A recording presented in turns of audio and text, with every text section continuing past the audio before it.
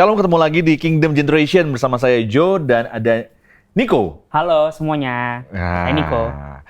Dan seperti biasa ya, kalau kita udah ngumpul di acara Kingdom Generation kayak gini, kita selalu ngebahas tema-tema yang mungkin banyak banget orang nggak berani tuh tanyain Iya. di gereja atau sama pendeta, tapi kamu bisa nanya-nanya tentang pertanyaan-pertanyaan itu di Kingdom Generation ini. Tinggal tulis aja di komen ataupun juga di kolom chat apa yang jadi pertanyaan kamu ataupun apa yang jadi perhatian kamu yang mungkin ingin kita jawab.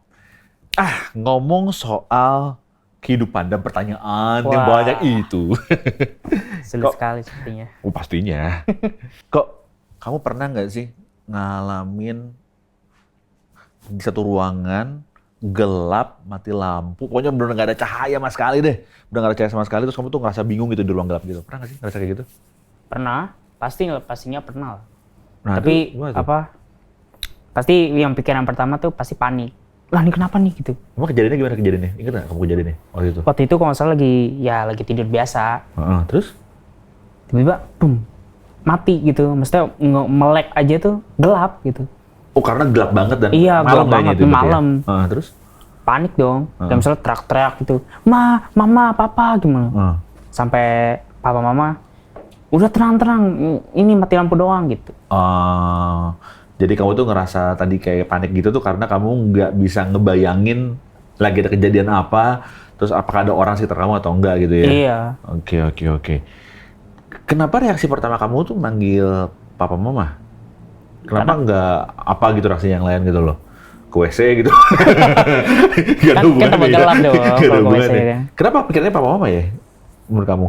Karena kan tidurnya deket, jadi Oh. tinggal manggil aja gitu. Dan mereka adalah orang terdekat dalam hidup kamu kan, jadi kamu Iya. ngerasa lebih tenang kalau mereka ada gitu ya? Ah, Oke, itu kalau misalkan kamu ngerasa di ruangan gelap. Tapi satu lagi nih, aku pengen tahu juga, kamu pernah ngerasa nggak atau dalam situasi tersesat?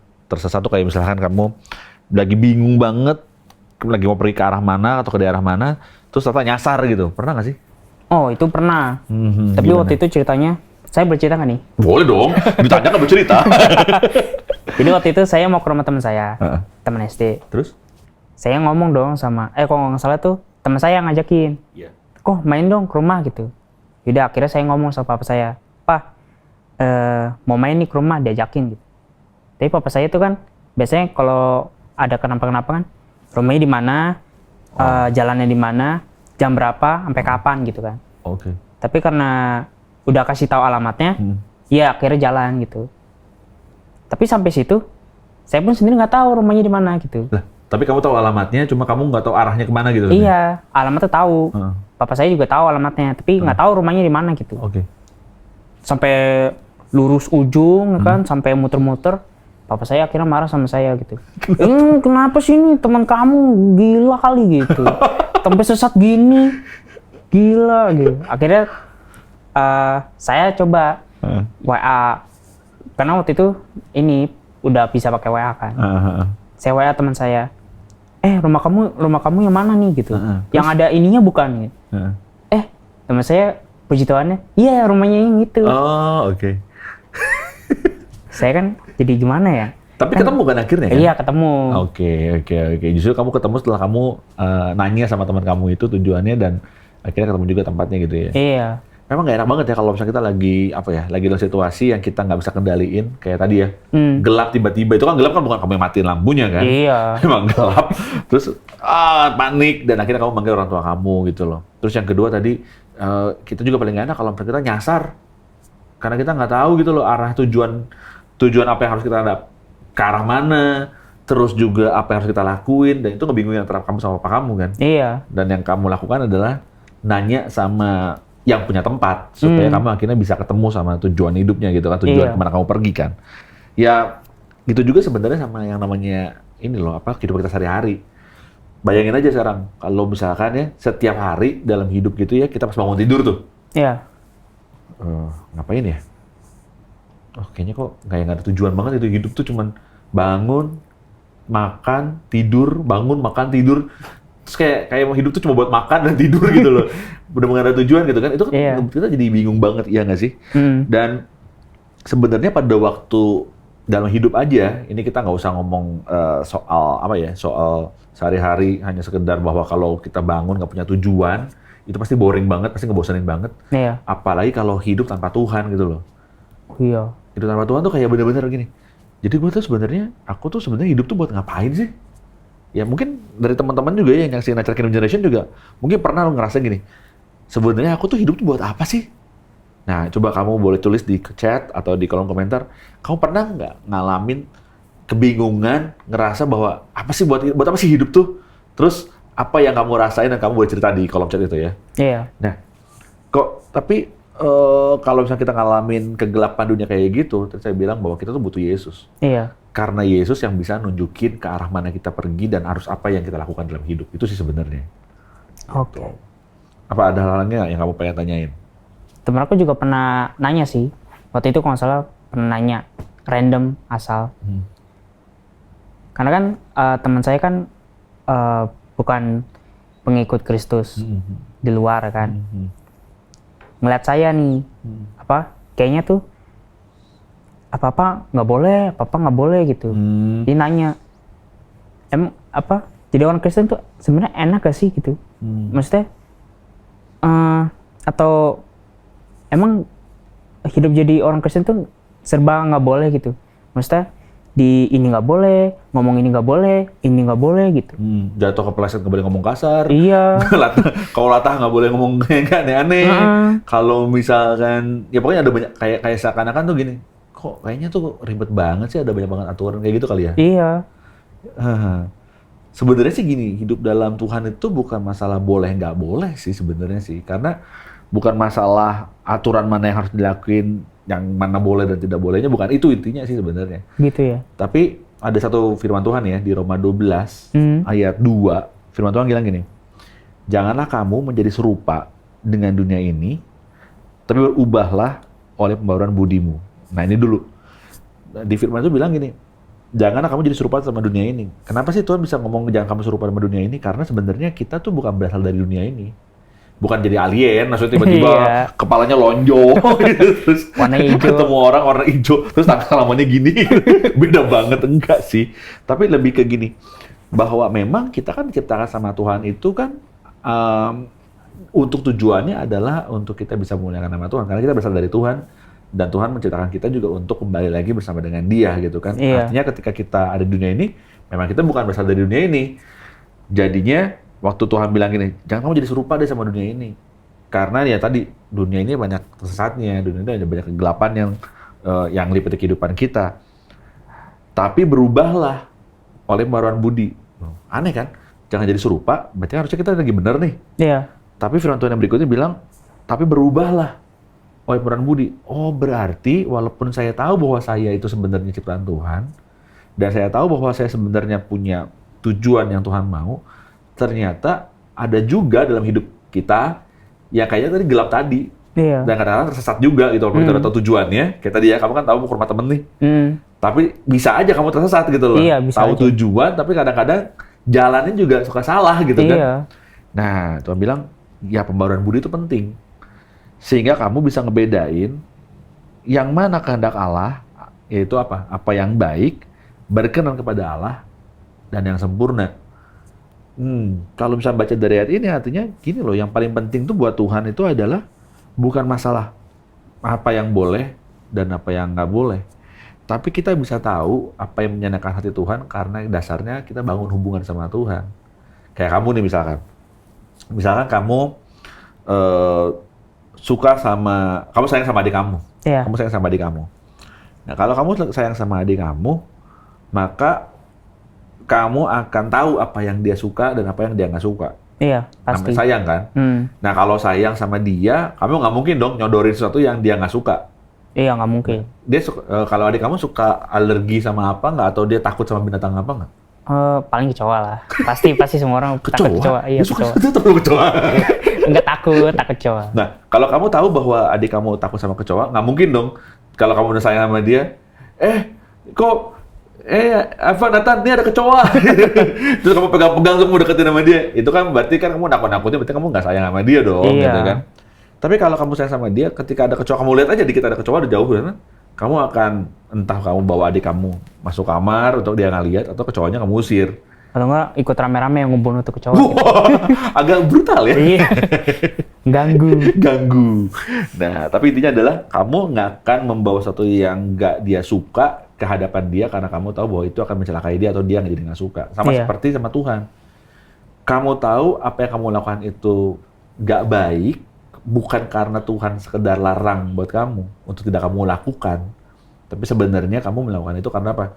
Karena kamu tahu apa yang Tuhan suka melalui hidup kamu untuk dilakukan. Sehingga kamu ngelakuinnya itu.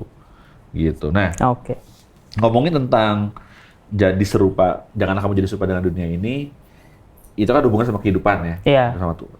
Dan tadi aku bilang juga bahwa hidup ini kan kadang-kadang nggak selalu juga kita selalu hidupnya baik juga. Ada kadang-kadang hidup kita juga nggak baik gitu kan. Atau hal-hal yang mungkin kebiasaan-kebiasaan buruk kali ya.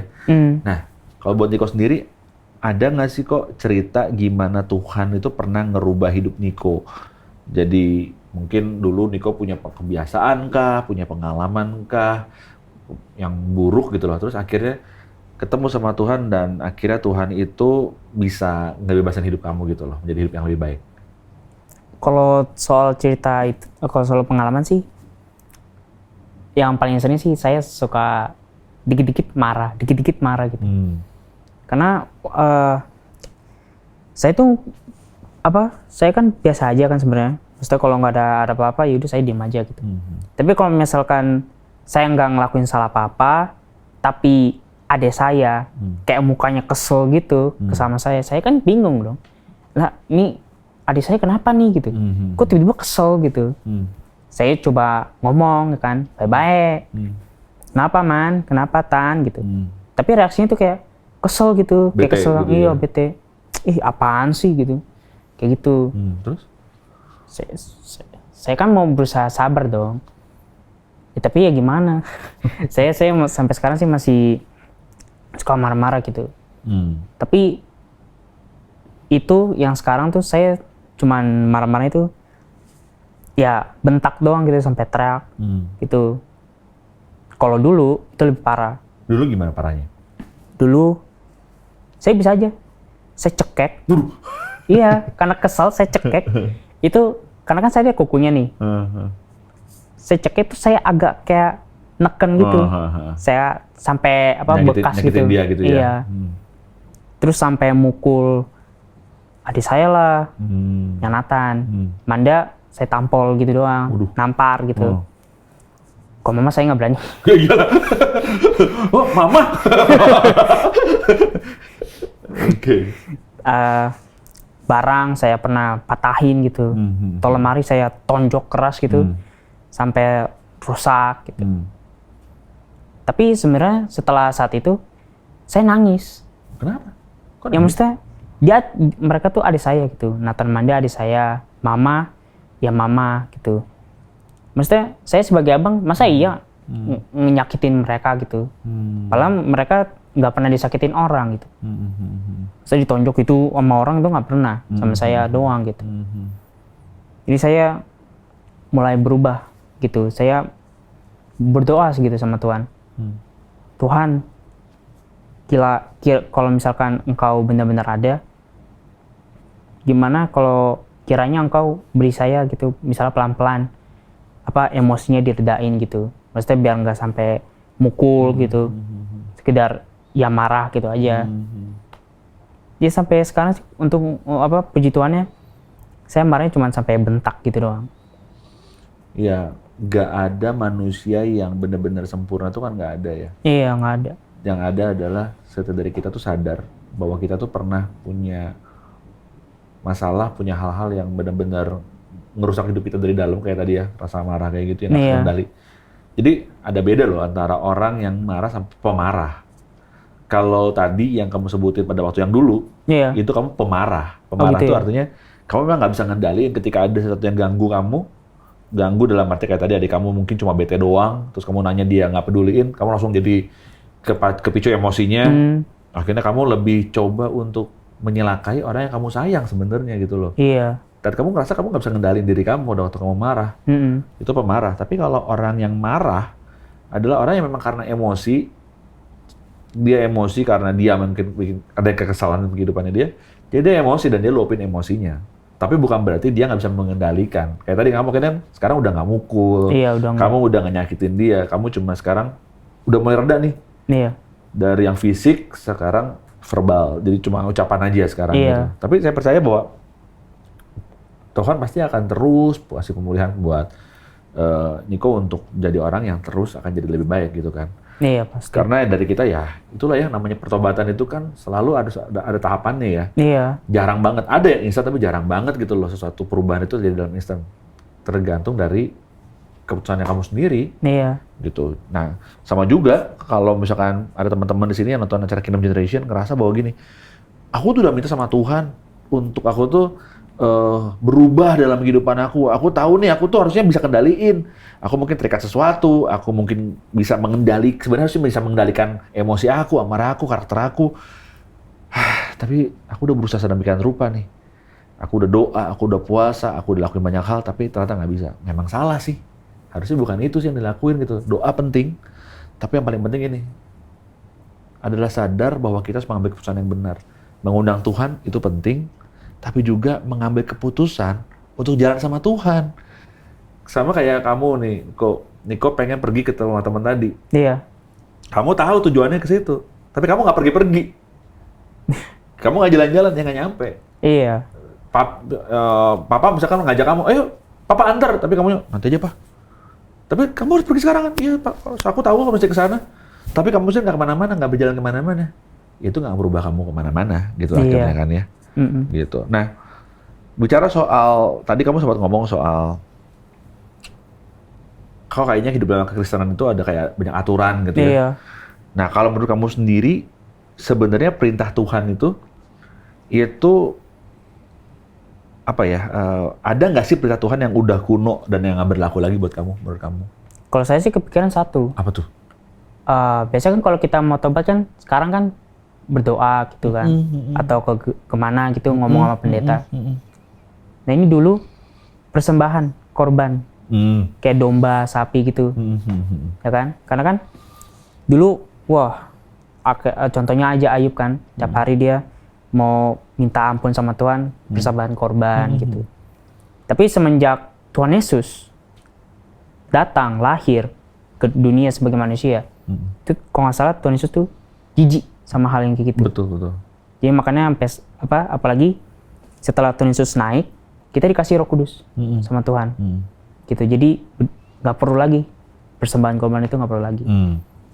Itu sih yang aku pikirin. Jadi yang kamu fokuskan adalah ritualnya, tentang korbankan hewan untuk menghapus dosa.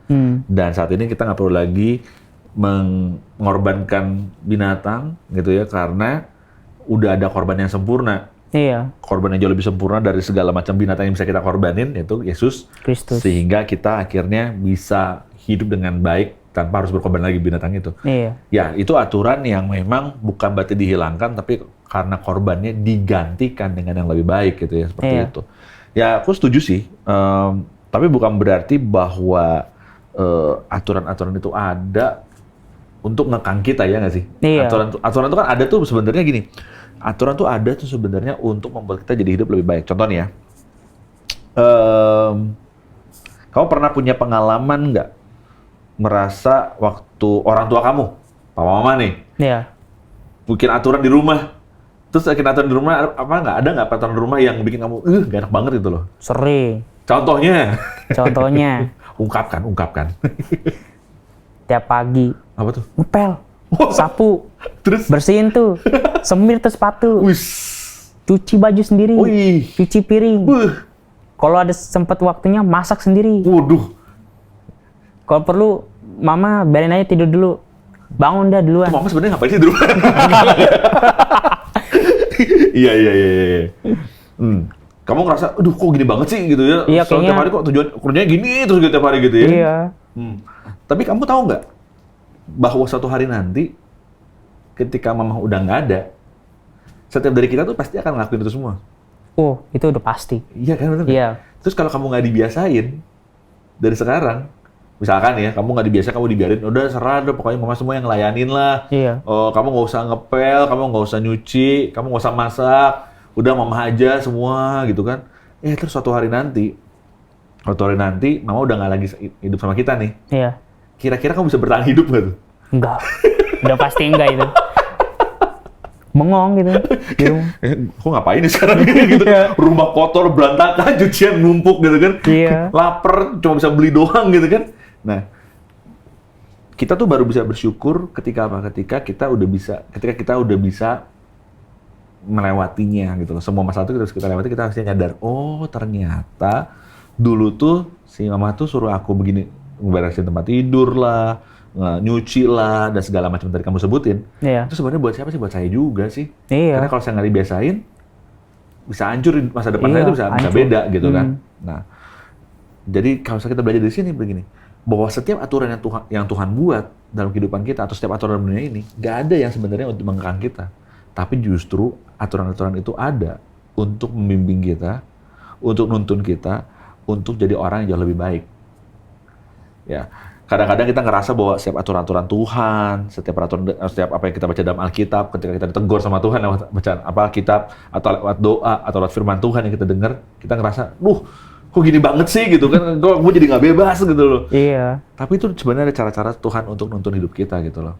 Nah, sebagai penutup nih ya, ada dua hal nih yang aku mau share. Yang pertama gini, kamu bisa bayangin nggak kalau misalkan orang, ini ngomong aturan ya, Iya. orang, kamu suka tahu sepak bola dong? Suka lah. Nah, suka bingung ya, kenapa 22 orang ngerebutin bola gitu kan? Iya. Ada dua sebelasan, ada satu bola, tapi nggak ada aturannya. Jadi terserah, mau gimana caranya, mau tendang ke kiri, ke kanan, mau kemana, pokoknya mau tendang ke garis, mau keluar garis kayak, mau nggak ada gawangnya. Terserah deh, pokoknya tendang aja bolanya kemana aja. Kira-kira tuh, pertandingan bolanya bakal asik nggak sih? Enggak lah. Bingung. Yang main pun bingung. Iya kan? Dan ini ngapain gitu. Nah, yang bikin asik itu kenapa? Karena ada aturan-aturan yang jelas dan ada tujuannya gitu loh. Iya. Kenapa pemain bola itu ngumpul semua di lapangan gitu, karena ada aturannya. Nah, itu juga kenapa makanya aturan itu harus ada untuk membuat hidup kita jadi lebih baik. Sama seperti pemain bola tadi gitu loh. Iya. Karena tanpa aturan akan ngebuat hidup kita jadi berantakan sebenarnya. Nah, satu firman terakhir yang aku mau share ini adalah dari Mazmur 23. Mazmur 23 ayat 1-4 firman Tuhan bilang gini. Tuhan adalah gembalaku, takkan kekurangan aku. Tuhan itu adalah sosok yang selalu memimpin kehidupan kita, dan kalau kita punya hubungan yang baik sama Dia, kita tahu Dia selalu nuntun kita. Kemana Dia tuntun kita? Dia memberikan aku di padang gurun yang berumput hijau, yang membimbing aku ke air yang tenang. Jadi firman Tuhan bilang bahwa Tuhan itu memberikan kedamaian. Kedamaian itu bukan berarti nggak ada masalah. Iya. Masalah selalu ada dalam kehidupan kita. Masalah itu nggak bisa ditawar kadang-kadang gitu kan. Iya. Tapi ketika kita lagi ada masalah, Tuhan bilang bahwa Tuhan akan bawa kita ke tempat yang tenang. Dan Ia menyegarkan jiwa kita, Ia menuntun aku di jalan yang benar oleh karena namanya. Nah ini dia. Sekalipun aku berjalan dalam kekelaman, firman Tuhan bilang gini, aku tidak takut bahaya. Mungkin ya, kekelaman dalam hidup kita itu adalah sama seperti tadi kita ada di ruang yang gelap, yang mati lampu dan kita nggak tahu tujuan. Tapi tadi reaksinya Niko tadi apa? Manggil papa mamanya. Karena apa? Dia ngerasa dekat. Kalau kamu nggak dekat sama orang tua kamu, waktu kamu ngalamin kegelapannya tuh, kamu bingung. Aku harus manggil siapa ya? Iya, pasti. Iya kan? Pada waktu kamu tersesat, kamu nggak tahu harus ngadain siapa. Tapi firman Tuhan bilang tadi, sekalipun aku berjalan dalam kekelaman, aku nggak takut bahaya, sebab Engkau besertaku. Dan ini nih, penjagaan Tuhan itu bisa dalam bentuk firman-Nya, bisa dalam bentuk aturan, bisa dalam bentuk segala macam. Ya kita tahu dalam firman Tuhan, gadamu dan tongkatmu, itulah apa? Yang menghibur aku. Jadi, mengikut Tuhan itu berawal dari bagaimana bangun kita hubungan sama Tuhan. Dengan kita bangun hubungan sama Tuhan, dengan kerinduan sama Dia, kita tahu bahwa tangannya Dia tuh selalu menopang kita dan menolong kita. Tadi kalau teman-teman juga dengar bahwa Niko juga punya pengalaman yang punya karakter yang buruk, punya karakter yang pemarah.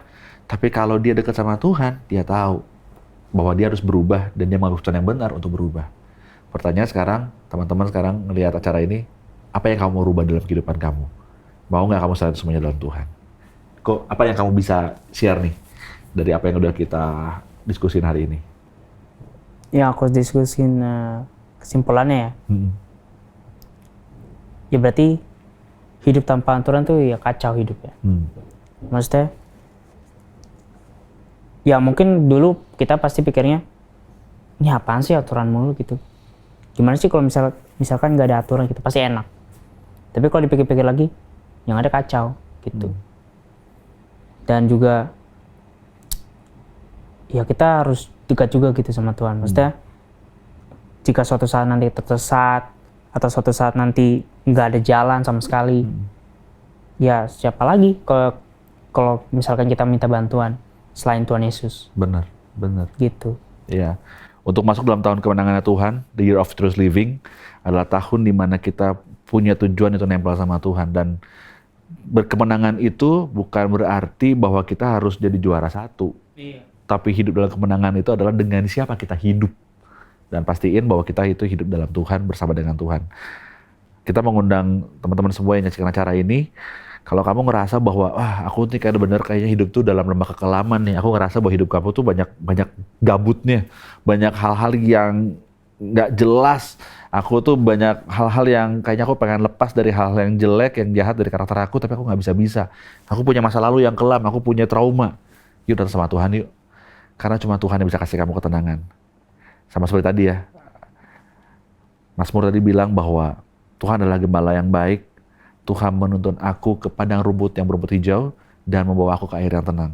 Agar mengalami ketenangan dan juga mengalami sukacita dalam Tuhan. Yuk kita berdoa sama-sama supaya kita juga bisa menerima sukacita dalam Tuhan. Bapak terima kasih. Kalau pada hari ini kami sudah mendengar kebenaran firman-Mu, kami percaya Tuhan ada ketenangan, ada kemenangan, ada sukacita yang Tuhan mau berikan buat setiap kami. Saat ini kami mau ambil keputusan untuk mau menerima Engkau Yesus sebagai Tuhan dan Juru Selamat yang hidup. Aku mau Tuhan hidup tunduk dalam firman-Mu, bukan karena peraturan yang makan mengekang, tapi karena kami tahu bersama Yesus kami sanggup untuk melakukan perkara-perkara yang besar yang membawa pada kemenangan kehidupan kami. Terima kasih Tuhan Yesus, dalam nama Yesus kami berdoa. Amin. Amin. Oke teman-teman, makasih banget untuk kita bisa discuss bareng hari ini.